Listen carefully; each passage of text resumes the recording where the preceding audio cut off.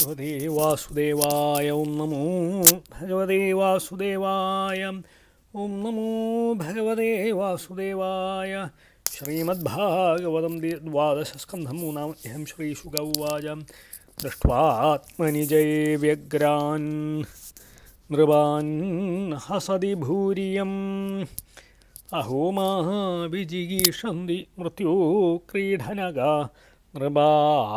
ആത്മനി ജയ തൻ്റെ ഭൂമിയുടെ ജയത്തിൽ വ്യഗ്രാൻ നൃപാൻ പരിശ്രമിക്കുന്ന രാജാക്കന്മാരെ ദൃഷ്ട്വാ കണ്ടിട്ട് ഇഹം ഭൂയി ഭൂമി ഹസതി ചിരിക്കുന്നു. അഹൂ ആശ്ചര്യം മൃത്യുവിൻ്റെ ക്രീഡനക കളിപ്പാവകളായിരിക്കണം നൃഭ രാജാക്കന്മാർ മാ എന്നെ വിജയീഷന്തി വിജയിക്കാൻ ആഗ്രഹിക്കുന്നു. ശ്രീ ശുകുമുനി എല്ലിച്ചിയാണ് ഈ മൂന്നാം അധ്യായത്തിൽ ഭൂമിദേവി പറയണ വാക്കുകൊണ്ട് രാജ്യത്തെ ആഗ്രഹിക്കുന്നതിലുള്ള ദോഷം അധികരിച്ചേക്കണ കലിയുഗത്തിൽ ശ്രീഹരി ഭക്തി ശ്രീകൃഷ്ണ ഭക്തി ഒന്ന് മാത്രമാണ് ആ ദോഷം കിടക്കാനുള്ള മാർഗം എന്നുള്ളതിനെയും കാണിക്കുകയാണ്. അപ്പോൾ ഈ ഭൂമിദേവി പറയുക, ശ്രീ ശിവൻ പറയുകയാണ്, ഈ ഭൂമിയെ സ്വാധീനപ്പെടുത്താൻ വേണ്ടി പരസ്പരം കലഹിച്ച് ജയിക്കാൻ ആഗ്രഹിക്കുന്ന രാജാക്കന്മാരെ നോക്കിയിട്ട് ഭൂമിദേവി ഇപ്രകാരം പറയുന്നു. അഹോ മഹാകഷ്ടം, അന്തകൻ്റെ കയ്യിലെ കളിപ്പാവകളെപ്പോലെ ഇരിക്കുന്ന രാജാക്കന്മാർ എന്നെ സ്വാധീനാക്കാൻ പരിശ്രമിച്ച് വെറുതെ ബുദ്ധിമുട്ടുന്നു. കാമയേഷ നരേന്ദ്രാണാം മോഘസ്യാത് വിദുഷാമഭി ഏന ഭേനോപമേ പിണ്ഡേ ഏതി വിശ്രംഭിത നൃപ. ഏന അതുകൊണ്ട് ഭേനോപമേ പിണ്ഡേ വെള്ളത്തിലെ നുര പോലെ ഇരിക്കുന്ന ശരീരത്തിൽ നൃപ രാജാക്കന്മാർ അതിവിശ്രംഭിത അധികം വിശ്വാസമുള്ളവരായിരിക്കണോ. വിദുഷാം അഭി വിദ്വാൻമാരായാലും നരേന്ദ്രാണാം രാജാക്കന്മാരുടെ ഏഷ കാമയ ആഗ്രഹം മോഘസ്യാത് നിഷ്ഫലായി ഭവിക്കുന്നു പറയുക.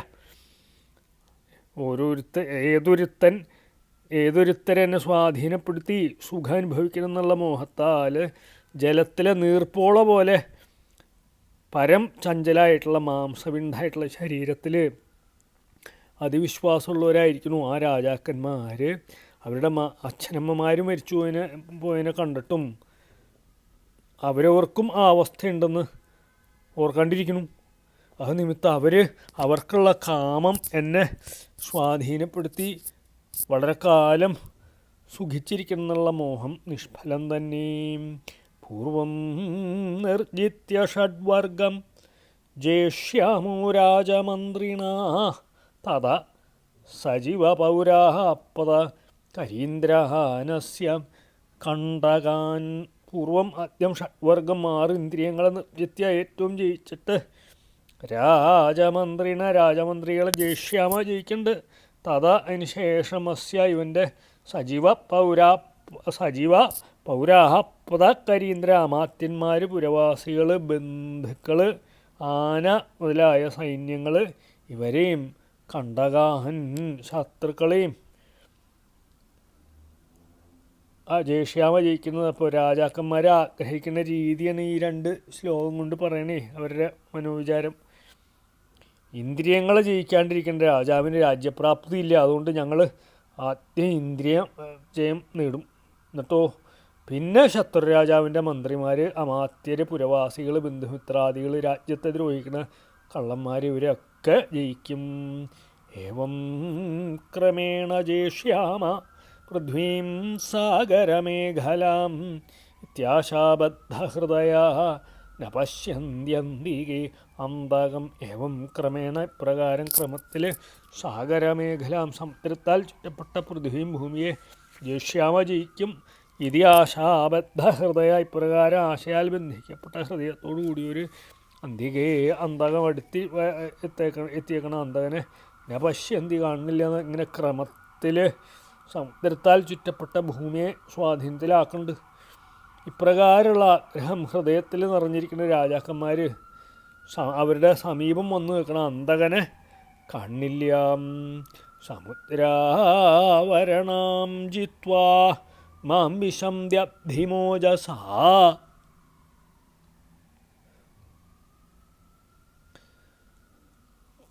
ക്രിയതാത്മജയസ്യൈതൻ മുക്തിരാത്മജയേ ഫലം.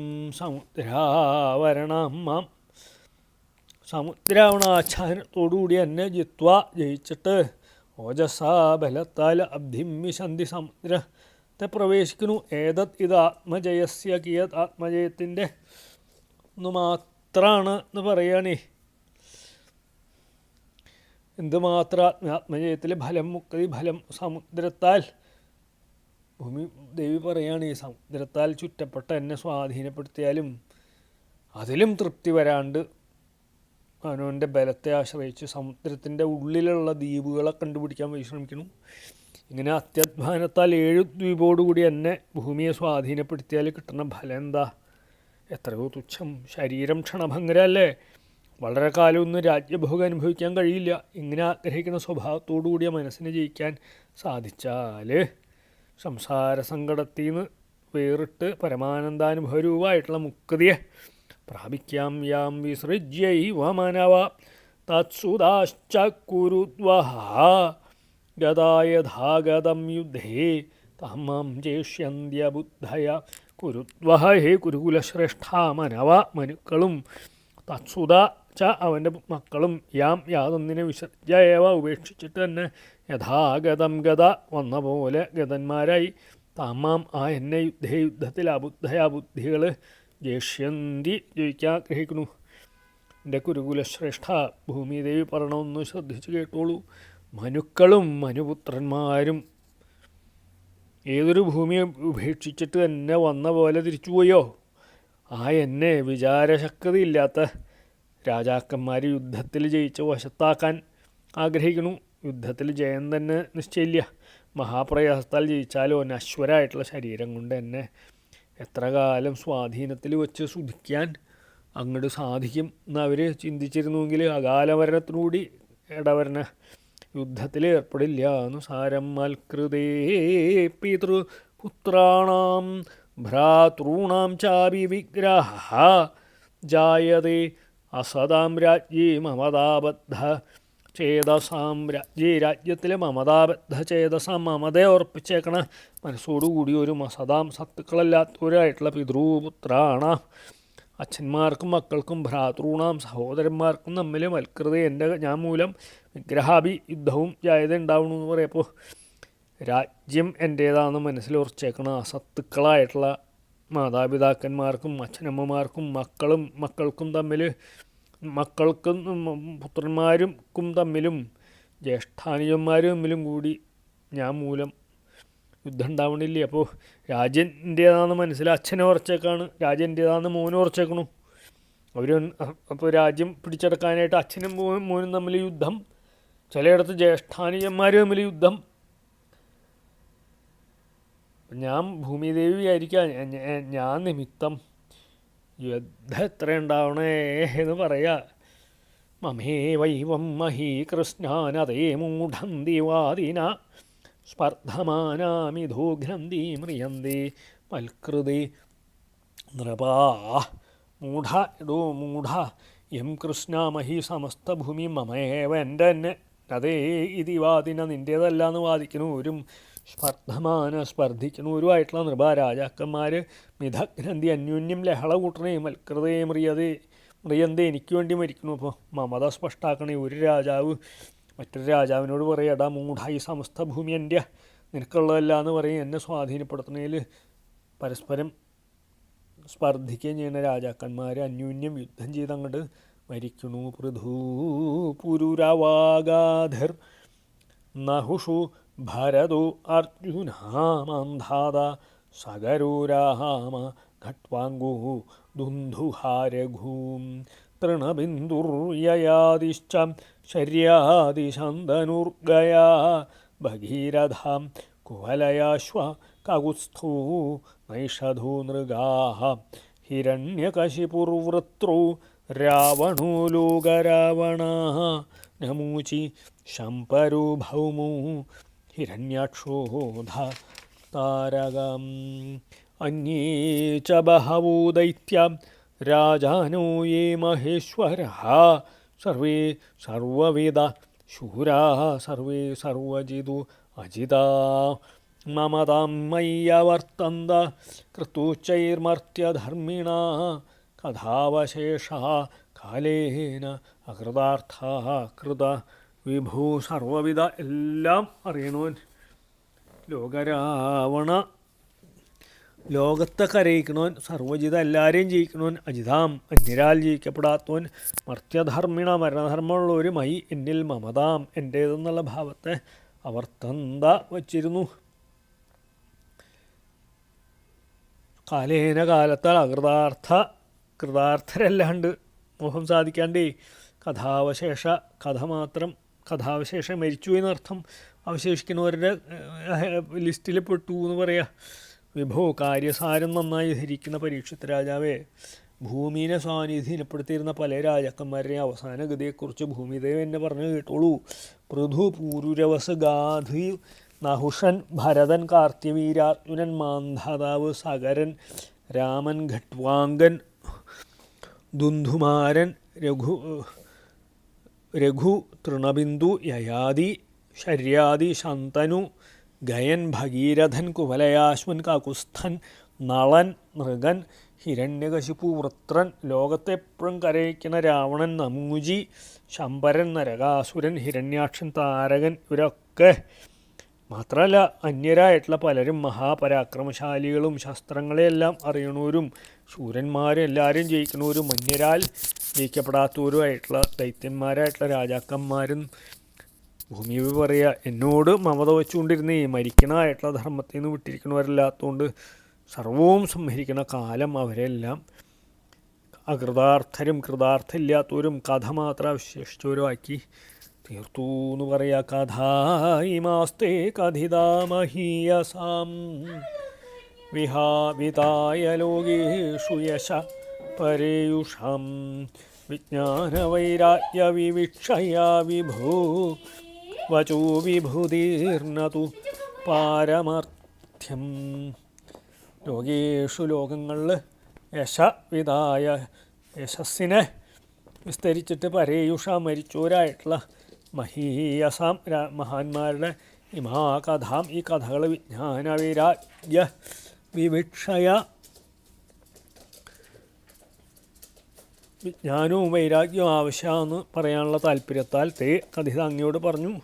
വിഭൂ സാരജ്ഞനായിട്ടുള്ളവനെ വജൂ വിഭൂതി വാഗ്വിലാസങ്ങൾ നതു പാരമാർത്ഥ്യം പരമാർത്ഥത്തെ സംബന്ധിച്ചതല്ല. സാരഗ്രാഹിയായിട്ടുള്ള രാജാവെ, ലോകത്ത് സൽകീർത്തി വ്യാപിപ്പിച്ച ശേഷം പരലോകം പ്രാപിച്ച മഹാന്മാരായിട്ടുള്ള രാജാക്കന്മാരുടെ ചരിതം ഞങ്ങളോട് പറഞ്ഞതിൻ്റെ കാര്യം എന്താ വെച്ചാൽ വിഷയസുഖം നിസ്സാരാന്നും അതിൽ വൈരാഗ്യം വരേണ്ടതാണെന്നും അങ്ങേ ധരിപ്പിക്കണമെന്ന് മാത്രമാണ് ഈ കഥകൾ വാഗ്ഭംഗി കാണിക്കാനുള്ളതാണെന്ന് മാത്രമല്ലാണ്ട് പരമാർത്ഥത്തെ സംബന്ധിച്ചതല്ലാത്തതുകൊണ്ടേ പറയാനോ കേൾക്കാനോ ആഗ്രഹിക്കുക പോലും ചെയ്യേണ്ട ആവശ്യമില്ല എന്ന് പറയാം. യദൂത്തമ ശ്ലോക. അപ്പോൾ ഭൂമിയിൽ അതിതാല്പര്യം വന്ന് യുദ്ധത്തിനൊന്നും പോവാണ്ടിരിക്കുക തന്നെയാണ് ഭേദം. മോഹങ്ങളെല്ലാം അടക്കി വൈരാഗ്യം സമ്പാദിച്ച് മോക്ഷത്തിന് പരിശ്രമിക്കുകയാണ് വേണ്ടതെന്നുള്ള ഒരു ഉദാഹരണത്തിന് വേണ്ടിയിട്ടാണ് ഈ രാജാക്കന്മാരുടെ കഥ ഞാൻ പറഞ്ഞു. അല്ലാതെ അതിൽ റിസർച്ച് ചെയ്യാൻ വേണ്ടിയിട്ടല്ല എന്ന് സാരം. ആഗ്രഹിക്കുക പോലും ചെയ്യേണ്ടതില്ല എന്ന് പറയാം. യദൂത്തമ ശ്ലോകഗുണാനുവാദ സംഗീയതേ ഭീക്ഷ്ണമ അമംഗളഘ്നം തമേവ നിത്യം ശൃണുയാദഭീക്ഷ്ണം കൃഷ്ണോ അമലാം ഭക്തിം അഭീപ്സ മാനാം. അമംഗളം നശിപ്പിക്കുന്ന ഉത്തമ ശ്ലോക ഗുണാനുവാദ. യതു ഉത്തമ ശ്ലോകൻ്റെ ഗുണകഥനം യാതൊന്നു അഭീക്ഷണം എപ്പോഴും സംഗീയത സത്തുക്കളാൽ ഗാനം ചെയ്യപ്പെടുന്നു. കൃഷ്ണനിൽ അമലാം ഭക്തി നിർമ്മല ഭക്തി അഭീപ്സമാൻ ആഗ്രഹിക്കണോൻ തം ഏവ അതിനെ തന്നെ നിത്യം അഭീക്ഷണം നിത്യം ഇടപെടാണ്ട് ശൃണുയാത് കേൾക്കണം എന്ന് പറയാം. അപ്പോൾ ജനങ്ങൾ ശ്രദ്ധിച്ച് കേൾക്കേണ്ട സംഗതി ഏതാണെന്ന് കാണിക്കാണ്. സകല ദോഷങ്ങളെയും നശിപ്പിക്കാൻ സമർത്ഥമായിരിക്കുന്ന യശസ്സോട് കൂടിയ ഭഗവാൻ ശ്രീകൃഷ്ണൻ്റെ ചരിതേ സജ്ജനങ്ങൾ നിരന്തരം ഗാനം ചെയ്യണില്ലേ. പരമപുരുഷാർത്ഥം സാധിക്കാൻ സമർത്ഥമായിട്ടുള്ള ശ്രീകൃഷ്ണ ഭക്തിയായിരിക്കും ആഗ്രഹിക്കുന്ന പുരുഷൻ ആ ഭാഗവത കഥകളെ നിത്യവും പലപ്പോഴും കേട്ടോളണം. രാജോവാച ഖേനോപായേന ഭഗവാൻ കലേർദോഷാൻ കലൗ ജനാഃ വിധമിഷ്യന്ത്യുപചിതാം തന്മേ ബ്രൂഹി യഥാമുനേ. ഭഗവൻ ഹേ സർവജ്ഞ കലൗ കലിയിൽ ജനങ്ങൾ ഉപചിതാൻ കലേ ദോഷാൻ വർദ്ധിച്ച കലിദോഷങ്ങളെ കേന ഉപായേന എന്തൊരുപായത്താൽ വിധമിഷ്യന്തി നശിപ്പിക്കുമോ തത് അതിനെ യഥാമേ ബ്രൂഹി വേണ്ട പോലെ എന്നോട് പറയും. രാജാവ് പറയുക, കലിദോഷം വർദ്ധിക്കുമ്പോഴേ ഭഗവത് ഭക്തി ജനങ്ങൾക്കുണ്ടാവില്ല എന്ന് വിചാരിക്കുന്ന രാജാവ് ചോദിക്കുക, ഹേ സർവവും അറിഞ്ഞിരിക്കണം മുനെ, ഈ കലിയുഗത്തിൽ വർദ്ധിച്ചു വരുന്ന ദോഷം ജനങ്ങൾ എന്തൊരു ഉപായം കൊണ്ടാണ് നശിപ്പിക്കുക, ആ മാർഗം വേണ്ട പോലെ എന്നോട് അരുളി ചെയ്യണേ എന്ന് പറയാം. യുഗാനി യുഗധർമാംശ്ച മാനം പ്രളയകൽപ്പയൂ കാലസ്യേശ്വരൂപസ്യ ഗതിം വിഷ്ണു മഹാത്മനാം.